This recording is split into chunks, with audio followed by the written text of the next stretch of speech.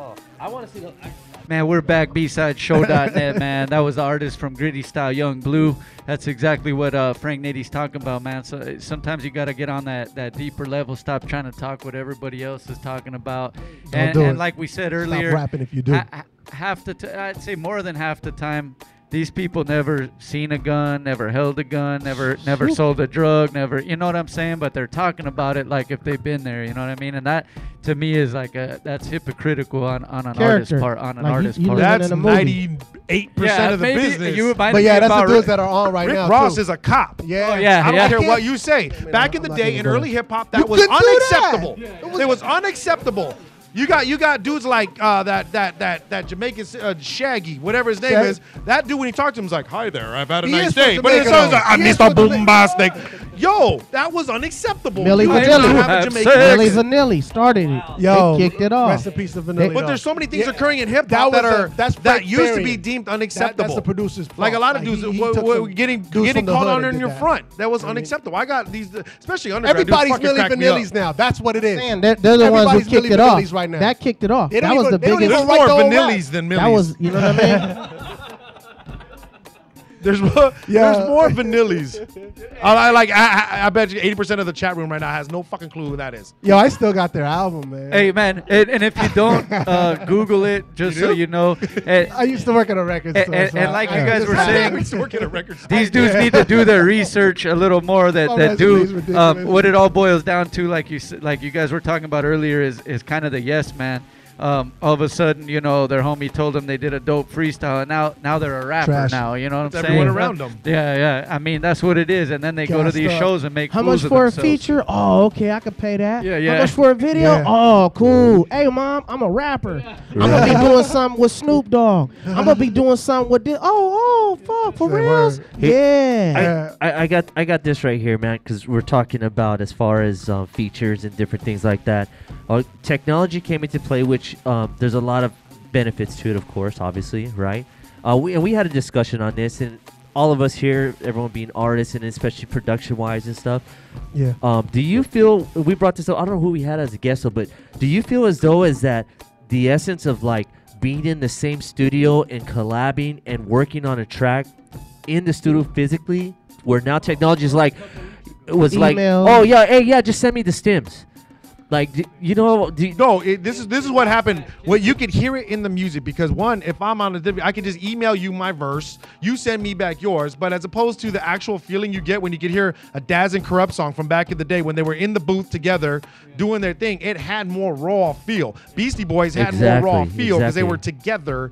I think we're losing a lot of that. It's like send me the stems, all right. So it's just like. Yeah. You know, half-ass shit. Well, see, that's the 99%, and it goes back to that lazy-ass lifestyle. I mean, like, people are lazy, and they'll pay you, put it in your PayPal and all that, never even see you, and then they'll put it on and then be like, yeah, I did a feature with the homie Big Snoop, or I did something with Tech 9. No, nigga, Tech 9 sold you that for 10 G's, never even met you one time. Right. And then you expect when you shoot a video and you get mad because you call him like, I paid for the feature, it's buzzing, Tech. Hey, can you come and get on the video? And he like, well, shit, give me another 5 G's. Yep. Now you mad at him, and now you like, man, fuck the mainstream. Yep. Man, fuck them niggas. They Hollywood. No, it's not Hollywood, nigga. You did it the wrong way. For real. You don't even know you. Matter of fact, we shouldn't even have features unless the feature say, hey, I've been hearing your buzz. I want to do a song with you. You know what I mean? How they used to be before. Like that. Whoa, what's his name? Who came? It's all about the money, though. Nowadays. Yeah, whack with it always has been, but like. Rap with a whack ass nigga and watch how I just fuck your shit up. That's what's wrong with these legends right now. These legends is falling off because they giving everybody verses for $1,000. Because nigga, you did when you was on top. You didn't do right with your money. Now you fell off. Now you accepting verses for $500. And if you a cokehead, nigga, you would do it for drugs. Nigga, you fucking the game up. Now you got these whack ass niggas thinking they rappers. I don't know anybody that does that. They got you. Hey, shit. we had Unique up on the show. Yeah, about Bone Thugs DJ, and he had a story. He was out because he was a very big part of the production for Bone Thugs when he first came out. Yeah, and he says when Tupac did that one feature, Tupac was actually on his way to get in the plane and to head out. He turned around. To film movie with Tim Roth. What's it called? Grind, gang related. I think it was. Yeah, Poetic Justice. No, it was gang Shout out to related. Before, It was that was gang before related. that? Okay. So he was on his way to go film. They said, "Hey, you know, we're in the studio. You know, we wanted to get the feature." This guy turned around, went back to the studio, and that verse that you hear there, and he felt it, and he did right. Drop that From a shit. different cloth, yo. A little bit of studio history. When I first started coming in, I used to work for Death Row. I was there in the studio when he laid that verse. I used to be the gopher guy, the guy that got food and shit like that. Yeah. The runner. The assistant You want to work for engineer, Death Row? the runner. Yes. Back Yes. then, it was anything you do. But I sat there from 1994 to when Suge got locked up. I saw Dog Food get put together. I saw Lady of Rage's album. I saw all the heads that went through. When Pac got out, the 2 albums when he got out, I was there watching him record Hit 'Em Up and how wild they went after they hit their verses. And there was in the studio, I'm the runner, it's me and the engineer, and they singing their song so happy, they dissing Biggie, Yeah. they going off and shit like that, and Pac's going around the room and he looks right at me and he starts hitting his verse, and I'm sitting on the couch like, that's Pac rapping at me. But in my head, I was like that, but really I was like this. But to me that was so dope, and that's a memory. I watched it unload right and the in front of momentum your and eyes. the full story of it to the point where Right. that's why I'm very critical Right. when MCs at shows. I've booked shows for the last 15 years. Every MC at some point comes to me and goes, so dog, what'd you think of my show? Now I ask them, I go, do you want me to tell you the truth or do you want me to give you the industry? And they're like, well, tell me the truth. And I'm like, dog, lose him. He sucks. You don't need your chick on stage. She's ugly anyways. You know what I'm saying? You have potential, but you need this much work because I wasn't feeling you. Your boy was looking down at the floor while you're rapping. You're trying to get the crowd pumped up, and your boy behind you has his hand in his pocket. I him don't off the believe you. stage. Stay on You showcases. need more people. Yeah. Yeah, stay on showcases, little nigga. Right. That's what you need to do. You're Keep hype- performing at you're hype Rusty's man house. stuck Yeah. your face And in do the some back. push-ups. Keep doing You know what I backyards. mean? No. And learn how to See? talk. No. No. Backyard. Your ass did a whole show, didn't even say nothing about your website, nothing. No. Don't rap. Don't rap. Don't do it. I think the moral of Just the like story is drugs. don't rap. do it. There's so many other things you could do. Don't be like that college kid that forgot about going to school so he could rap. To answer your question when you was talking about studio sessions, I will never do a feature like that. We got Sky Zoo out here, me, Sky Zoo, and a cat named Aspect One. We got a song together.